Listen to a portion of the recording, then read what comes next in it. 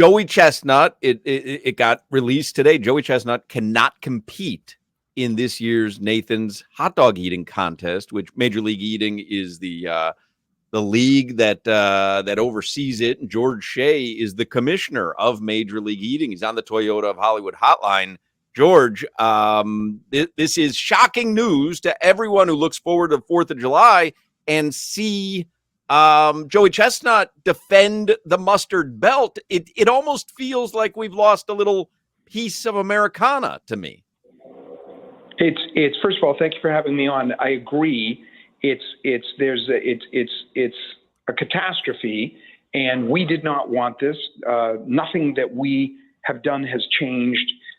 This news was delivered to us by Joey's reps, and for the last 20 years, he's been at the 4th of July and obviously won 16 of those or so, something like that. And, you know, what happened is he came to us and his reps did and said, we have signed with a plant-based meat company that does hot dogs, and that's that. And then we said, well, that's a problem, obviously, you know that. And we said, could you just carve out the hot dogs and not do hot dogs? And they said no.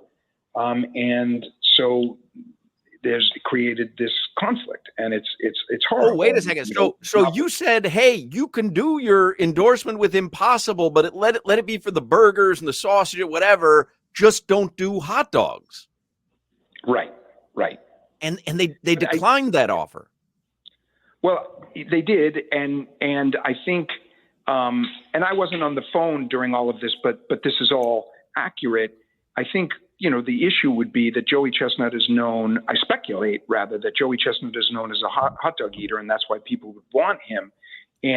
But, you know, this is devastating. We want him there. If we can resolve this, we will resolve this. He signed, it seems that he signed this agreement before signing ours, right? He didn't come to us and say, okay, I've got this other offer, you know, let's talk. It was, I've got this offer is signed.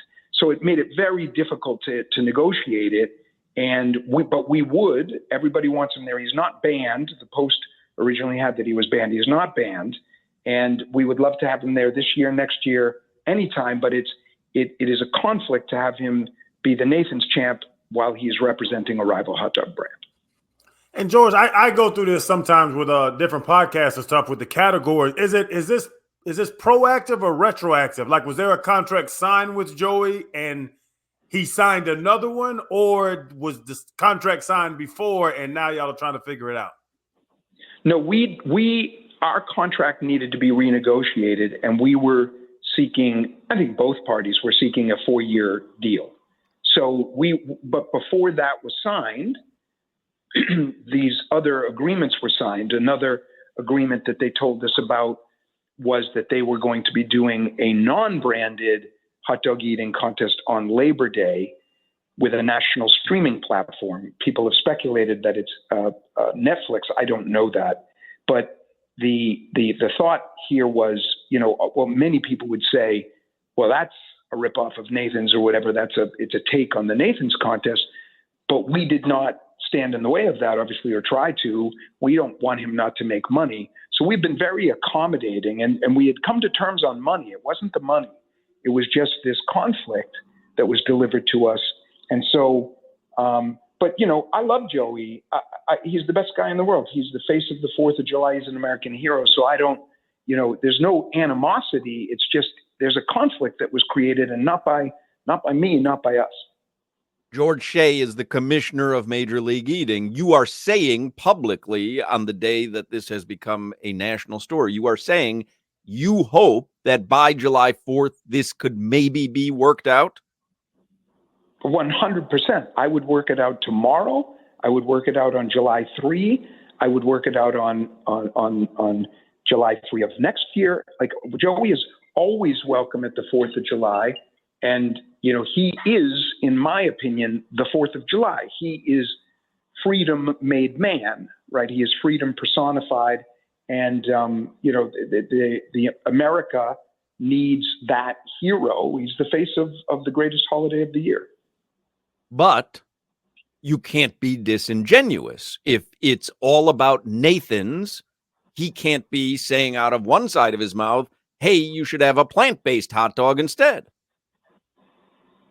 Right. And it's the one area, and I think it's clear with the, all the accommodations we have made him and stuff like that. The one area where it's a sticking point is representing a rival brand. It could be anything. It could be a meat-based hot dog. So it's a hot dog. It's not, a plant-based food tube or something. It's a hot dog. And that was clear in the discussion. So yeah, therein lies the rub, right? That's the problem. And if there's any way around it, we want to get around it. And my guess is, because I am familiar with you and Major League Eating, my guess is we have some of the best minds in the world working on this. That is without question. If I'm involved, it's definitely, you're at the very top of the intellectual, well, I don't even know what the word is, so maybe not. But I will say this. We are trying very hard to make this happen, and we have been. And Joey is a great guy. His team, his managers who are doing their job, which is to make him more money, they're very gracious. There's no hostility. So if we can figure this out, we will. But if in fact he has signed an agreement that requires him contractually to represent a rival brand, I don't know how we get around that. But if we can, we will. George, bigger picture on just now, I'm thinking from an athlete standpoint. Is it great for professional eating that now there is the contractual problems with these eaters where it's growing to a point that now it's a negotiation between companies where I've never heard this before? Is this, I guess the athlete angle, the eaters angle of now this is getting extremely bigger than it was before? Yeah, and you know what it is?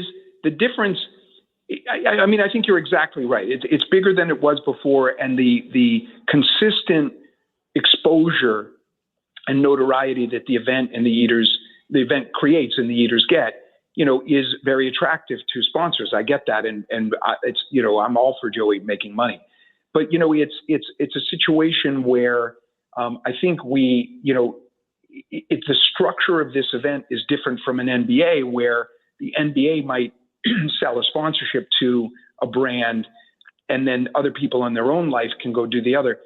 In this case, the brand is the event. In this case, the brand is the NBA, in a way. And so I think it makes it a little bit more difficult to have people out there, because the eaters would like to exploit what is a branded event for other brands. But that's the brand is the one who invested many, many, many, many millions of dollars in creating that platform. So, you can see where there would be a conflict with other people exploiting that for other brands. Somebody texts in, I never thought this show would get into the fake hype game. Well, apparently you've never listened to this show before. We've made a good living getting into the fake hype game. This is not fake hype. You sound hurt to me. George, were you hurt when this all came to be? This is my guess. You're hurt, and I bet Joey's not even celebrating today because maybe he wasn't even aware of the ramifications. I have a feeling both parties are feeling a little empty by this. I will tell you that I personally, and I think I'm probably speaking for everybody on our side, are devastated. This is not what we want. This is not what we want. And for me personally, introducing Joey Chestnut on the 4th of July is one of the great pleasures of my life. I just enjoy writing it. I enjoy delivering it.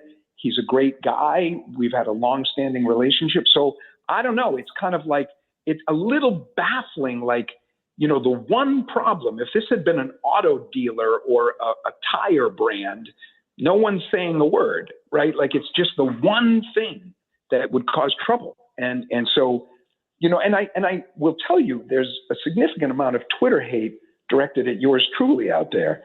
And I didn't do it. I haven't done anything. You know what I'm saying? I'll take the heat, but this came to us. This was not us doing something. And it sounds like you're being more accommodating than you were with Kobayashi. Kobayashi, it was, hey, you work with Major League Eating or you don't eat competitively in our league. It sounds like with Joey Chestnut, you are really trying to be accommodating. So good point, and that is very true. So we were more restrictive then, and perhaps we shouldn't have been, or should have been less restrictive. We are not that way now. We work with Joey all the time. We have for the past several years. But it's always a matter of opinion. I believe we're being very flexible and accommodating. He may not. He might say, I don't know why you can't let me do another hot dog. So it's an opinion issue. But I think your assessment there is very true, especially given the fact that we were so rigid and difficult. And I think all parties, but with Kobayashi, it was not like this. It's much more. There's much greater latitude now for Joey. And George, who's LeBron? Who's Anthony Edwards? Because Jordan's number one in my mind. I'm an older guy. I'm gonna be 41 this year. But that next guy up, the older guys are gonna work themselves out. Who's that next guy up? So the next guy up is an Australian eater named James Webb, who's probably about 35, and he's beaten Joey and everyone else, a dozen times in the past year at events outside of the 4th of July. I expect him to be above 50 hot dogs this year, but I think there's going to be 5 eaters, Jeffrey Esper, Pat Bertoletti, others, Nick Wary, who are all going to be in that 50-50 plus range. And it's going to be a very, very hard fought contest. The actual contest will be much more interesting than watching Joey beat everybody by 20 dogs. But I think there's a certain tradition to watching Joey dominate that people enjoy. So, it will be a better contest, but, people want to see Joey and he's not going to be there. What a day, George. What a day. I imagine you have been in nonstop meetings, phone calls, emails, texts. This has to be one of your busiest days in the last 2 decades. It is, but I very much appreciate coming on with you guys, and I will keep you posted. If there's a resolution, which I actually don't think could happen given the contractual nature of this, but I will call you guys right away. You will be among the first to know. You can break news. Well, we appreciate you making time for us on what has to be a difficult day. We salute you. We salute hot dogs. We salute the 4th of July. And it sounds like there's a glimmer of hope, but a dying glimmer. A small glimmer. A small glimmer. The attitude and if the disposition is there, anything can happen, I hope. Is there maybe an impartial mediator that you could bring in for something like this? I don't know who. Me. Not you. Do you know, Mark, you're very good at this because you just, to bring in an arbitrator and to call for arbitration is another full day or two of press. So I'm going to wait and I'm going to seek that because that's a brilliant idea.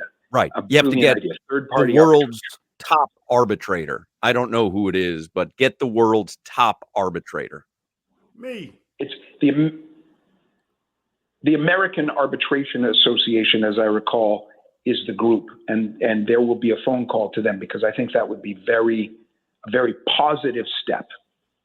The Panthers are in the Stanley Cup final. They're playing the Edmonton Oilers, and the Oilers have a super fan, some lady who bears her chest. Maybe add her to the hot dog eating contest. These are all suggestions that I will take under consideration. Yeah, I'm just spitballing here because I'm hurt. I think everyone is. I think all good Americans are, and but she's Canadian though, so that might not even work. That might be another slap in the face to America. Well, we have 7 different nations represented this year, including the great nation of Canada, which is north of here. And there's a great eater up there, Darian Thomas. So, but I should know his name. But he's a great champion. He's the champion of Canada. But anyway, guys, I really appreciate it. I won't keep you, and I will let you know any news that breaks. Well, we'll pray for you, George, and we hope everything turns out okay.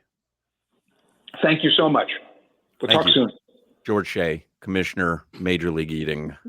I'd reach out to that Edmonton Oilers fan. I mean, you want eyeballs on the hot dog eating contest? You got my rapt attention.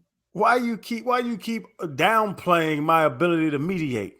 I've never seen you mediate anything before. I've seen you take a side and then just hammer away at your side. You see how pleasant I am to people. Hey, killer. Come on, I don't think brother. No mediation, no good mediation starts with "Hey, killer." George, come here, George. Come here, George. Hey, man, listen. Stop with the hot dogs. You stop with the foolishness, man. Y'all tighten up. Done. He sounds beaten up, man. Yeah, I'm telling you, he sounds hurt. He's always very upbeat and over the top, and he's been through the ringer today. I mean, think about it. You're the commissioner of the NBA.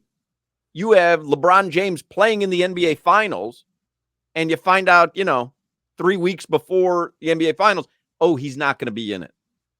And you've sold the TV rights to ESPN, and that's his MJ. That's his LeBron.